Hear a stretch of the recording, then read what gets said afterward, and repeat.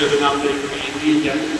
একদিন এক ঘরে ঢুকে গেছে তিনি, আর মাখন খাচ্ছে, আর দুই হাতে খাচ্ছে, এক হাতে না, এইভাবে এইভাবে খেয়ে যাচ্ছে, আর এখানে পড়ছে, মুখে লাগছে ইত্যাদি ইত্যাদি। তখন মা যশোদা বলছে, একই বলে সেই ব্রজবাসীর মা, বলছে তোমার মা তো কোনোদিন রাজি হয় না যে তুমি চুরি করো, দুষ্টামি করো, বিশ্বাস করে না তোমার মা, আজকে তোমাকে কোনোদিন নিয়ে যাবো। কানাইয়া বলছে দেখ তুমি যা হওয়ার হয়ে গেছে, আজকের আমাকে ছেড়ে দে, আর কোনোদিন করবো না। তো কবি বলছে যা হওয়ার হয়েছে, আজকে দিন তোমাকে নিয়ে যাই, আর তোমাকে কোনোদিন নিয়ে যাবো না। হ্যাঁ, তো করে যিনি গোপালকে ধরে নিয়ে আসছে, আর ব্রজবাসীর মায়েরা তারা বাইরে বেরুলে বিশাল বড় গৌটা টেনে দেয়, এত নিজের মুখটা কেউ যেন দেখতে পায় না, শুধু পায়ের দিকে নজর রেখে রাস্তায় চলে।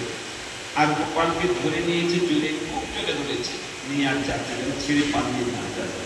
তখন একটু ভোর ভোর আছে, তো যে গোপী নিয়ে যাচ্ছে না, ওই গোপী অনেক গোবর হয়েছে, সেই গোবরটা চামড়া দিতে হবে বলে গোবর মাখাচ্ছে। হ্যাঁ, খুব ভালো করে গোবর মাখাচ্ছে, পা হাত দিয়ে মাখাচ্ছে। আর ছেলে জিজ্ঞাসা কানাইয়া কি কি ব্যাপারে তাড়াতাড়ি মাকে নিয়ে যাচ্ছে কোথায়? তো কানাইয়া ইশারা করে বলছে আমার বাড়ি আছে বিশাল ভান্ডার, লাড্ডু, কচুরি, পুকুরি, মালপোয়া, গজা, খাজা, একদম বিশাল ভাবে হবে আজকে।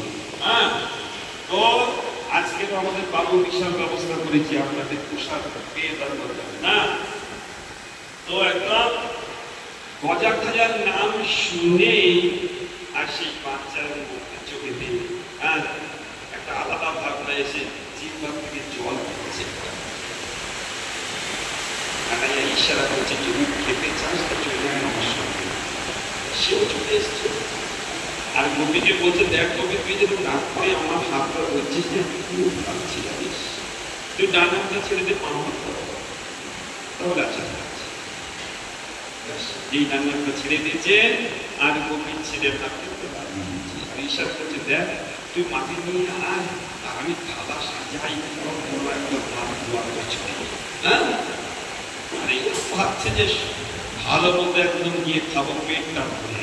হ্যাঁ, গিয়ে একদম সেটা একদম মাদসোনার যেখানে খাটে শুয়ে থাকে, সেই খাটে শুয়ে চাদর নিয়ে গিয়ে আর জোর করে করে একদম নাক কাটছে, ঘুমাচ্ছে। আর মাদসোনা ওই টাইমটা যদি মন করে, আর এদিকে কীর্তন করে, আর এটা একটা আওয়াজ হয়, শুনতে পাচ্ছে না।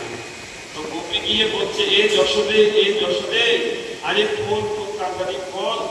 হ্যাঁ, দেখ তুই তো বিশ্বাস করছিস না, তোর ছেলেকে আজকে ধরে নিয়ে এসছি। মাধুর যদি দেখি তোর ছেলে করে না। কয়েকবার ডাকার পরে যশোবতী মা যখন দরজা খুলেছে, দরজা খুলে দেখে না যে তার আর ওখান থেকে বকছে তুই তো বিশ্বাস করিস না যে তোর ছেলে চোর না, তোর ছেলে চোর নয়, আজকে ধরে নিয়ে এসছি দেখ। আর ঠিক ওই রকম টাইমে গোপাল আমার যেন মনে হয় মানে ভীষণ ঘুমাচ্ছিলে, একদম গভীর নিদ্রা থেকে আসছে, চোখ টুকরো করে ডুবরে মা মা করে বাচ্চারা যেরকম আসে আর ওরকম করতে করতে আসছে। তো যশোবতী বলছে তুই বলছি আমার ছেলে চুরি করে, ওই দেখ গোপাল সবে ঘুমি থেকে তোর আওয়াজ শুনে ঘুমি থেকে উঠে আসছে।